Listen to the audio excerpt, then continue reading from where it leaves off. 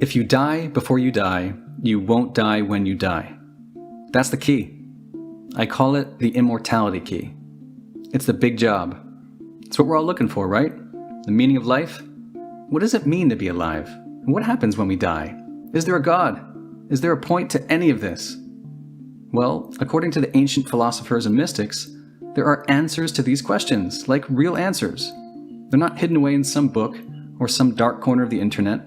They're not necessarily in your local church or temple. And even if Moses, Jesus, and the Buddha himself were sitting in your living room, they couldn't tell you. Because it's nothing you can actually learn. Nothing for your rational brain to compute, at least. You know, my hero, the late Joseph Campbell, once said, "It's not the meaning of life that we're after." People say that what we're all seeking is a meaning for life. I don't think that's what we're really seeking. I think what we're seeking is an experience of being alive, so that the life experiences that we have on the purely physical plane will have resonances within that are those of our own innermost being and reality, and so that we actually feel the rapture of being alive. But you can't very well experience that rapture until you've experienced its opposite. You don't know what you got till it's gone, says Joni Mitchell. So until you've experienced death, not in some abstract or metaphorical way, but an actual death that feels acutely and terrifyingly real in this lifetime, how can you know what it means to be alive? And how can you even talk about an afterlife until you've seen it for yourself? These are the mysteries. Now, in some form or another, these mysteries made their way through the high civilizations of antiquity. Ancient Egypt, Mesopotamia, the Indus Valley, China. But it comes to us, to Western civilization, through the ancient Greeks, many of whom spent a lot of time in North Africa, by the way. 13 years in the case of Plato, the godfather of Western thought. So what did we inherit from these high civilizations? What are these mysteries?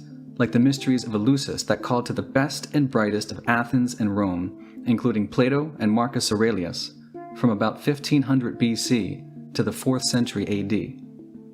They were sacred rituals for turning mortals into immortals. You went to Eleusis as a human being, and you walked away a god. How did that happen? Through the ceremonial experience of death and rebirth. Let's be very clear.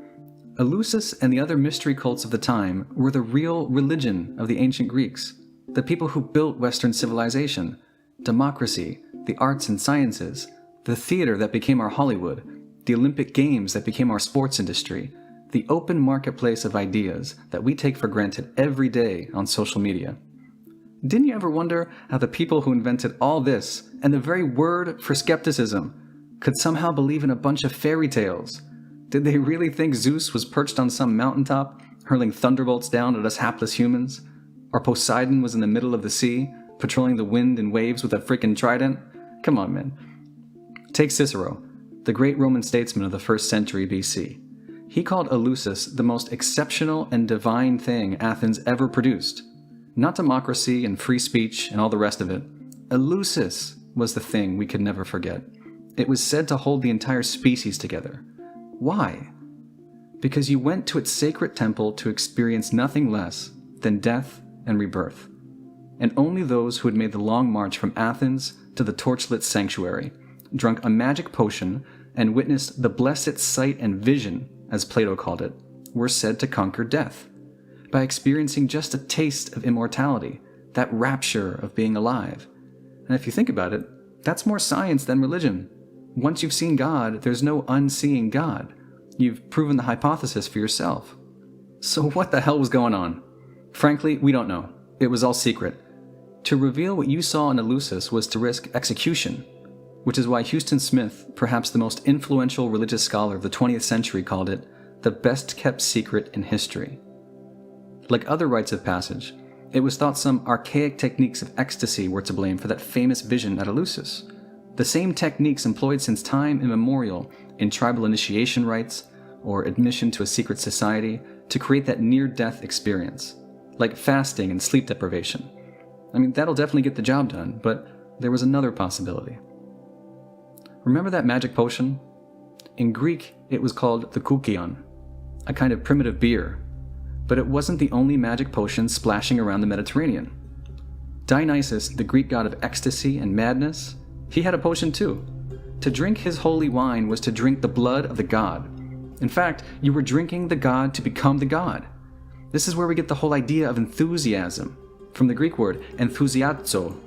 The essence of the god lives within you. You have become divine. So what kind of beer and wine was this? In 1978, at the height of the war on drugs, a controversial theory claimed these magic potions must have been some crazy psychedelic concoction. Beer and wine spiked with mind-altering drugs. Maybe that was the best-kept secret behind the vision at Eleusis that lasted for 2,000 years. Maybe that fueled the wild parties of Dionysus in the mountains and forests from Spain to Italy to Greece to the Holy Land, giving birth to our poetry and music, our comedy and tragedy. Either way, the psychedelic theory was the wrong idea at the wrong time, with no hard scientific data to support it. Now, why does any of this matter?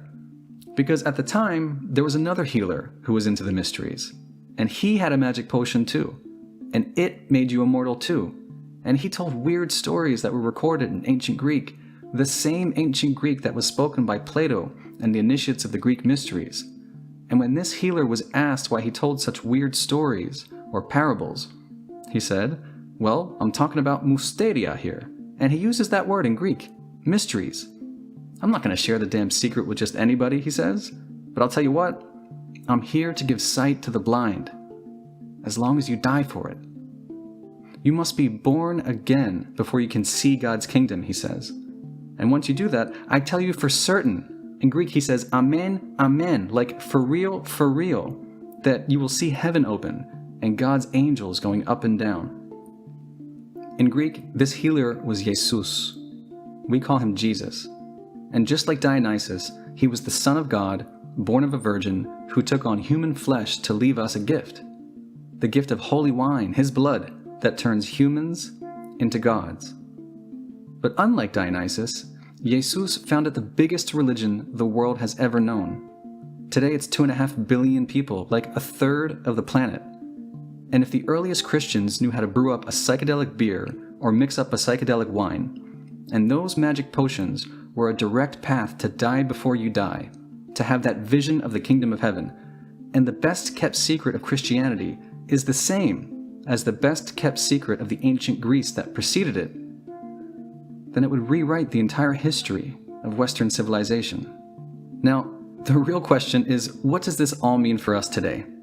How do we die before we die in the 21st century? There's no one answer, of course, but in our leading medical schools, psychedelics are proving to be a safe and reliable means of producing that death and rebirth experience of the ancient mysteries. Now, I've never done them myself. Psychedelics are absolutely not for everybody.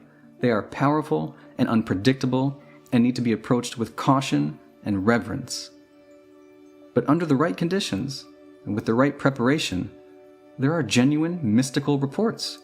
Over the past 20 years, almost 75% of the volunteers at Johns Hopkins and NYU who've taken just one dose of psilocybin, the active compound in magic mushrooms, will rank it among the most meaningful experiences of their lives. So as these compounds become legal in the coming years, it begs a big question. Have the mysteries returned? Well, some of these clinical volunteers say their psilocybin journey is like a mini death all in itself, a foreshadowing of what awaits them at the end of life. And just like the initiates of the mysteries of Eleusis, or the mysteries of Dionysus, or the earliest Christians 2,000 years ago, by pre-experiencing their death, they found the immortality key. They've rediscovered that ancient principle. The only way to experience God is to let go the rational mind. And when the ego gives up, your consciousness begins to expand beyond the body, beyond space and time, beyond the very categories of being and non-being, to find itself looking back at itself. Well, there's your new definition of God, said Joseph Campbell. But the ultimate, unqualified mystery is beyond human experience. It becomes inflected. As they say, there is a condescension on the part of the infinite to the mind of man, and that is what looks like God. This business of understanding the relationship of mortality to something in you that is transcendent of mortality is the big job. But if you don't die now, you might never experience that ultimate mystery of being as the mystery of your being. That to know yourself at the deepest level is really to know God. I mean, we don't have a word for it, but we call it God, this divine spark that lives in you. And you might never understand that heaven is not what happens when the physical body wastes away, and there is no afterlife. Because there is no after. There's only right here, right now. The kingdom of the Father is spread upon the earth, says the Gospel of Thomas, and people do not see it. For the ancient philosophers and mystics, it was never about living forever within the field of time, just going on and on until the stars fade and the cosmos goes dark. It was never about life after death. It was always about venturing into the timelessness of the infinite present to realize your own divinity and the divinity of everyone and everything around you, which is love in its purest form. Maybe that's what it means to be fully alive. And maybe that's what ancient sacraments were for, like holy beer and holy wine, to help us glimpse that perfect love and perfect peace. And maybe what we're seeing now is a modern-day sacrament descending on Western civilization. During her psilocybin session, one of the volunteers, Dinah Baser, a self-described atheist, had the overwhelming feeling of being bathed in God's love, and the sudden epiphany that every moment is an eternity of its own. Sounds awfully familiar. Eternity isn't some later time. Eternity isn't a long time. Eternity has nothing to do with time. Eternity is that dimension of here and now, which thinking in time cuts out. This is it. This is my... If you don't get it here, you won't get it anywhere. And the experience of eternity right here and now is the function of life. If you die before you die, you won't die when you die. An pethanis, brin pethanis, dentha pethanis, otan pethanis. Well, if that's the best kept secret in history, maybe it's time for the secret to get out.